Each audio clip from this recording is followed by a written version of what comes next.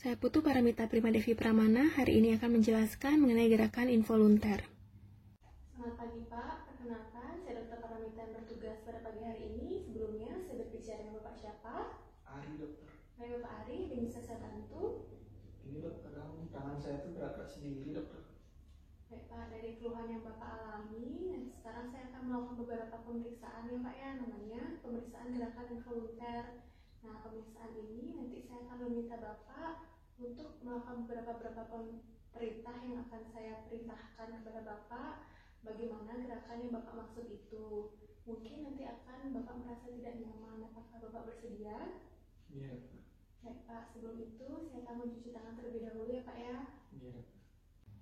Yang pertama ada racing tremor, munculnya gemetar atau tremor saat duduk diam dan menurun saat sedang bergerak, sering ditemukan pada penyakit Parkinson. Yang kedua adalah intention tremor, tidak gemetar saat istirahat, mulai muncul saat ingin menggenggam sesuatu atau menggerakkan tangan atau kaki dengan tujuan. Ini sering ditemukan pada penyakit multiple sclerosis dan mengganggu aktivitas sehari-hari seperti mengkancing baju, bermain biliar, dan lainnya.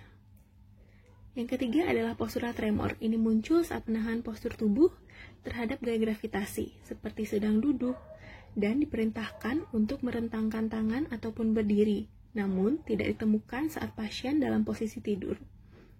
Pada video ini dijelaskan, dapat dilihat juga pada pasien duduk dan diperintahkan merentangkan tangan dan tremornya akan muncul.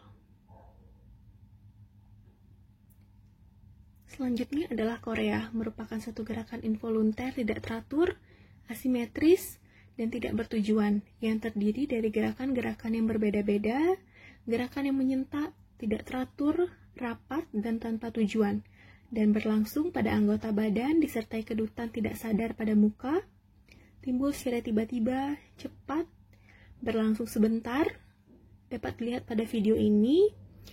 Hentakan-hentakannya terjadi pada kepala menyentak ke belakang, bisa juga ke depan secara tiba-tiba, dan kedutan tidak sadar pada muka, dan juga lidah juga dapat menjulur ke depan.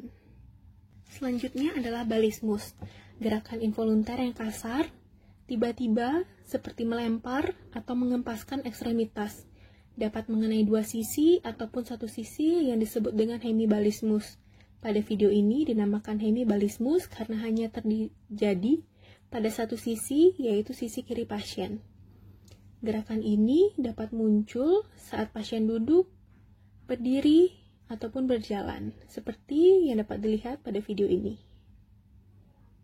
Selanjutnya adalah distonia, gerakan involunter yang timbul perlahan-lahan pada bagian proksimal tubuh seperti leher yang disebut dengan spasmodic torticalis, dan otot bagian proksimal.